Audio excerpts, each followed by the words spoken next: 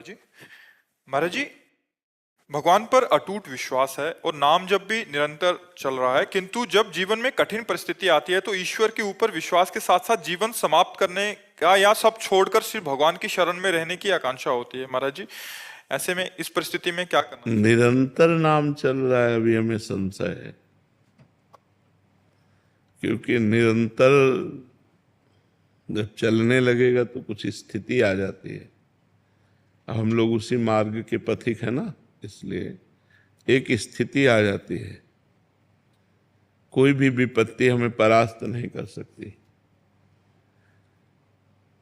कोई भी दुख हमको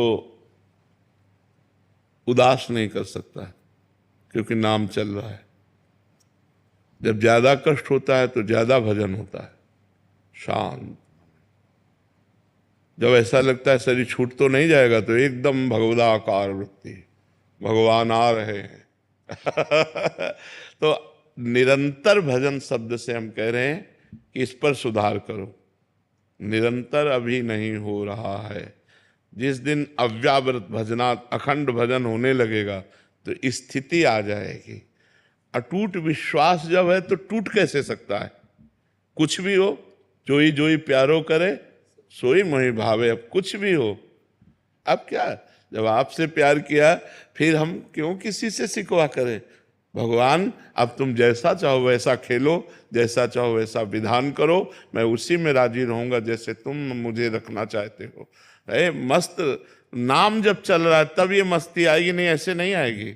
नाम जब चल रहा है तो ये मस्ती आएगी, नहीं मस्ती नहीं आ सकती।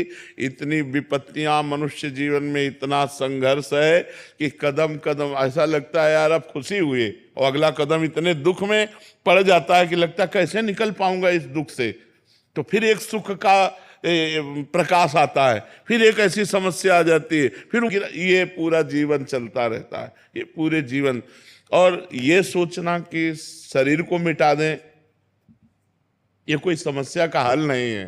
शरीर मिटा देने से एक महापाप बन जाएगा और वो हमारी दुर्गति कर देगा। तो ये जो लोग सोचते हैं कि मैं कर लूं समस्या का समाधान हो गया, बिल्कुल नहीं। भारी समस्या मोल ले ली, आगे तुम्हें परिणाम पता नहीं, इसलिए आप तो कभी कोई निदान है ही नहीं। हमको लड़ना चाहिए, संघर्ष करना चाहिए। हमें चाहे बेइज्जती हो, चाहे अपमान हो, चाहे दुख हो, हमें लड़ना चाहिए। हमें आत्महत्या नहीं करनी चाहिए, आखिरी हद तक मुझे सहना चाहिए। अच्छा, सब छोड़कर भगवान की शरण वो आप हो। क्या वेश बदल लेना भगवान की शरण है? नहीं, इस भूल में मत रहना। क्या स्थान बदल लेना भगवान की शरण है? ये अंदर की बात है। अंदर से भगवान की शरण में हो तो आप महात्मा हो, और बाहर से आप महात्मा का वेश है और अंदर से रुपया चाहिए, भोजन चाहिए, नाना प्रकार के सांसारिक सुख चाहिए, तो आप विषयी पुरुष हो, आप महात्मा नहीं हो। और आप पैंट शर्ट में हो, मेहनत से कमाते हो, धर्म से चलते हो, नाम जप करते हो और भगवान का चिंतन कर बढ़िया हो, आप बढ़िया हो। तो हमें लगता है कि ये कोई निदान सोचे कि मैं समस्या का समाधान बाबा जी बन करके, तो मुझे लगता है नहीं। ऐसी ऐसी समस्याएं हैं जिनका केवल निदान भगवान है, दूसरा कोई निदान नहीं। सोचो, साल 2 साल 4 साल 5 साल आप बोल दो कि आप ब्रह्मचर्य से रहो, कोई मनोरंजन नहीं करोगे, आप ये खाओगे, आप ऐसे रहोगे, तो एक एक दिन हम काट सकते हैं कि यार 4.5 साल रह गए, अब 4 साल रह गए, 5 साल। पूरी जिंदगी मनोरंजन नहीं कर सकते, पूरी जिंदगी कोई रिश्ता नहीं है, पूरी जिंदगी में किसी भी तरह का कोई सुख नहीं है सांसारिक। आप जरा थोड़ा विचार करके डालिए आप इस बात पर। आप विचार करो, क्या साधु का जीवन है? क्या साधु का जीवन? ना कोई मनोरंजन, ना कोई व्यवहार, ना कोई रिश्ता, ना कोई संबंध। साधु का जीवन ऐसा जीवन नहीं है। बहुत खतरनाक जीवन, बहुत खतरनाक जीवन। ये न सोचो कि बहुत आनंद में जीवन कटता है, बहुत कष्ट में जीवन कटता है सच्ची साधुता के लिए। और जो निकल गया सो मुक्त हो गया, और नहीं फिसल गया तो फिर आओ नया जन्म, फिर साधना करो, फिर भजन करो। इसलिए कोई समस्या से भागे कि मैं समस्या का निदान साधु बन के पालूंगा, तो भूल मत करना, बड़ी समस्या है। मतलब ये कोई ना सोचे कि संत बनना सहज है, बिल्कुल नहीं, बिल्कुल नहीं। बाबा जी बनने का मतलब मर गए, अब मर के हम चल रहे हैं। जीवित मर जाए उलट आप में समाए यही दिलगिरी है। मरा हुआ पुरुष महात्मा होता है, जिसका मन मरा, जिसकी इंद्रियां मरी, जिसकी कुछ नहीं चाहिए, जा ही न चाहिए कबहू कछु तुम सन सहज सने। तो ये दोनों बातें आप कर लेना या समस्या में फंसकर बाबा जी बन जाना, ये दोनों बातें समाधान नहीं है। समस्या से लड़ना समाधान है, और वो आप तभी लड़ सकते हैं जब आपका भगवान का भरोसा दृढ़ होगा और नाम जप करोगे तो कोई न कोई रास्ता भगवान ऐसा निकाल देंगे जिससे आप समस्या से बच जाएंगे।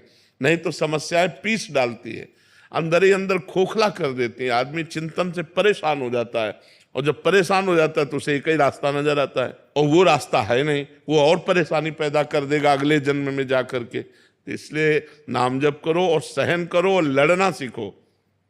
हमको विपत्ति, दुख, संघर्ष करना पड़ेगा, हमको लड़ना पड़ेगा, इनसे विजय प्राप्त करना पड़ेगा। हार जाऊं तो भी लड़ना पड़ेगा, हमारे पास कोई रास्ता नहीं है, हमको इन दुख और विपत्तियों से लड़कर पार होना ही है। कुमार जी, हमें लगता है कि कोई ऐसा साधन मिल जाए जिससे तुरंत झट से हमारे दुख दूर हो जाएं। अवश्य में भोक्तव्यम कृतम कर्म शुभाशुभम। अपने कर्म को जीव को भोगना होगा। ये जब भगवान कह रहे हैं तो और की हम बात कैसे माने। भगवान कह रहे हैं ना, अवश्य में भोक्तव्यम कृतम कर्म शुभाशुभम, भोगना होगा। ये सब इधर से जंतुर बनाने से और राख लेने से और कलावा बनाने से तुम्हारे प्रारब्ध नहीं नष्ट हो जाएंगे। हाँ, पवित्र कार्य हैं, करना चाहिए गृहस्थी में, देव मंगल के लिए, जगत मंगल के लिए यज्ञ करना चाहिए, हवन करना चाहिए, ब्राह्मणों के द्वारा अनुष्ठान कराना चाहिए, लेकिन प्रारब्ध भोग नहीं कटता, खुली बात है। हाँ, हम ऐसी एक कला जानते हैं जो ऐसे दुखों में भी आप सह सकते हो। वो कला है भगवान का नाम, वो खुली बात कहते हैं। खूब नाम जप करो और भगवान में चित्त जोड़ो, तो चित्त भगवान से जब जुड़ा होता है तो आनंद होता है। शरीर दुख में है, भारी समस्या है, लेकिन मन आनंद में है। यही बात है। सा वही मना कृष्ण पदारविंदयो, मन भगवान कृष्ण के चरणों में लगा है तो आनंद है, राधा जी के चरणों में लगा है तो आनंद है। अगर मन संसार में रहेगा तो कष्ट ही भोगना पड़ेगा। कोई ऐसा नहीं, इतने पढ़े लिखे डॉक्टर, इतने बड़े सर्जन, इतने बड़े, ये सब भगवान ने तो बनाए हैं। अगर छू से होता तो बढ़िया काम बन जाता। डॉक्टरों की जरूरत क्या है। बिल्कुल इधर उधर मत भटको, किसी को कोई परेशानी है सीधे अस्पताल जाओ। जैसे हम दवा करवा रहे हैं, टेबलेट खाते हैं, डायलिसिस करवाते हैं और भगवान की शरण में पड़े और नाम जप करते हैं।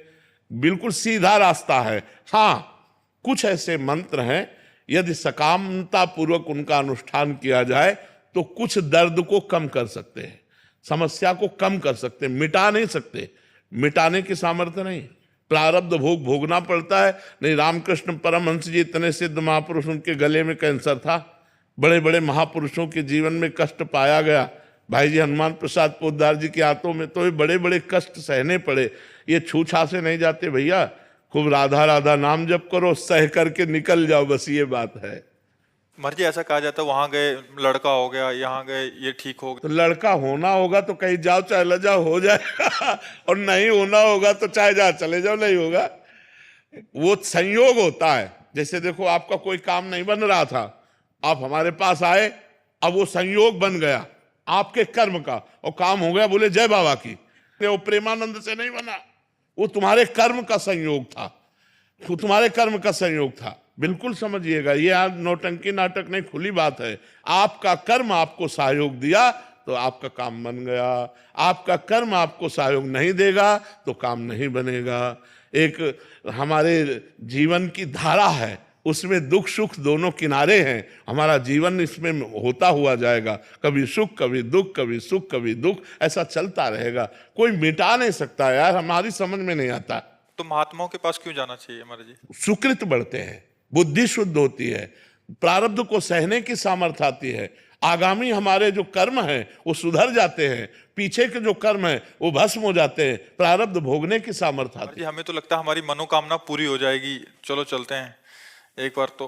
क्योंकि हर कोई प्रार्थना तो करता ही है महाराज जी, 100 में से 50 तो करते होंगे, हाँ मैं पास हो जाऊं। तो ये कर्म है कि नहीं है? ये भी तो एक कर्म है। उनका सत्कर्म बना, वो नंगे पैर चल करके आ रहे हैं या जूता पहन करके आ रहे हैं या किस भावना से आ रहे हैं, और भावना से आए और संत दर्शन की कामना की, तो ये कर्म भी तो बना उनका। इस कर्म से उनको लाभ नहीं मिलेगा।